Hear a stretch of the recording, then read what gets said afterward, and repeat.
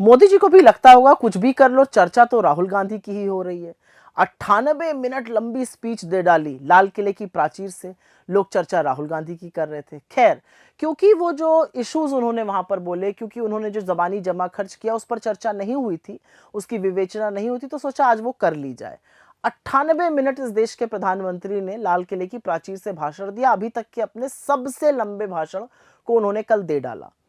भाषण बेहद उबाऊ था, वही बातें बार बार बार 10 सालों से रिपीट कर रहे हैं, लोग बोर हो चुके हैं। उनके खुद के मंत्री अपने फोन पर शायद रीलें देख रहे थे, वो सब अलग बातें हैं। लेकिन मोदी जी ने 3-4 बातें कुछ ऐसी कही जिस पर जरूर चर्चा होनी चाहिए। उसमें से प्रथम बात है महिला सुरक्षा पर। वो बोले आपको है नैतिक अधिकार महिला सुरक्षा पर बोलने का। हाथरस से लेके उन्नाव, उन्नाव से लेके लखीमपुर, लखीमपुर से लेके शाहजहांपुर, उत्तराखंड, हमारे देश की होनहार बेटियों के पक्ष में आप एक बार नहीं बोले। आप संरक्षण हमेशा अपराधी और आरोपी को देते रहे।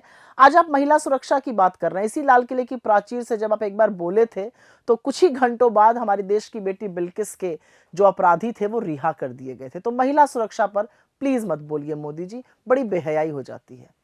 फिर उसके बाद आपने आतंकवाद पर बोला।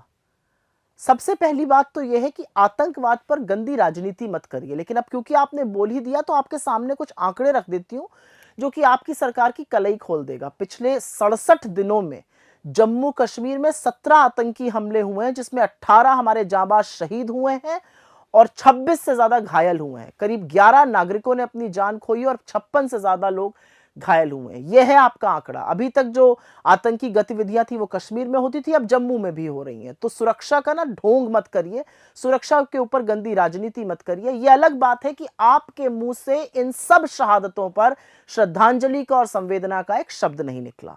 फिर आपने भ्रष्टाचार की बात करी कि मैं भ्रष्टाचार के पीछे पड़ा हूं। अडानी के पीछे कब पड़िएगा?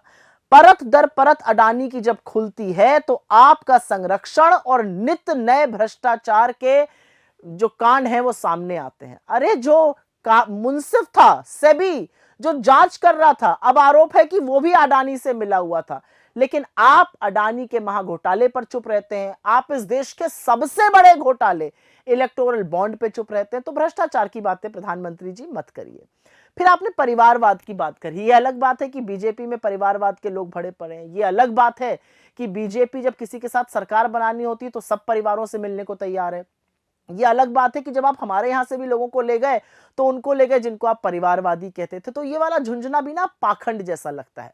उसके बाद बात आपने की और आपने कहा कि हम ग्लोबल मीडिया बनाना चाहिए। आपने तो मीडिया को पिंजरे में कैद कर दिया था सदन में, संसद में। वो तो भला हो राहुल गांधी जी का जिन्होंने मीडिया को पिंजरे से छुड़ाया। आपने तो पिछले 10.5 सालों में एक भी प्रेस कॉन्फ्रेंस नहीं करी। कौन सा ग्लोबल मीडिया बनाने जा रहे हैं? अरे ग्लोबल मीडिया की विश्वसनीयता होती है। ग्लोबल मीडिया गोदी गिद्ध नहीं होते, आपने गोदी गिद्ध बना दिए हैं। ग्लोबल मीडिया की विश्वसनीयता होती है, वो चीजों की परख करता है, समझता है, रिसर्च करता है और फिर बातें करता है। आपके चरण चुंबक तो रोज सुबह शाम आपका चरण वंदन करते हैं और उसी को आप मीडिया बुलाते हैं। फिर आपने बात करी और आपने कहा कि कुछ निराशावादी लोग हैं। मोदी जी, 45 साल की सबसे ज्यादा बेरोजगारी है इस देश में, कमर तोड़ महंगाई है, लोगों की आय घट रही है। आरबीआई का सर्वे कहता है 73% लोगों की आय घटी है और महंगाई से वो जूझ रहे हैं। इस देश की आधी सबसे गरीब आबादी जीएसटी का 64% टैक्स आपको दे रही है। टैक्स की कहर कर दी आपने। मिडिल क्लास को आपने ऐसा ठगा कि वो परेशान है। आर्थिक असमानता ने हर बांध तोड़ दिया है। और असलियत यह है कि नियम कानून बनाने की जगह आप तुगलकी फरमानों से सरकार चला रहे हैं। तो ऐसे में कौन आपकी तारीफ करेगा? खैर, मैं तो सिर्फ इतना कहूंगी कि लाल किले की प्राचीर से सच बोला जाता है। लाल किले की प्राचीर पर भी जाकर अगर वही जबानी जमा खर्च करना है तो कट कॉपी पेस्ट स्पीच तो आपकी सालों से चल ही रही है।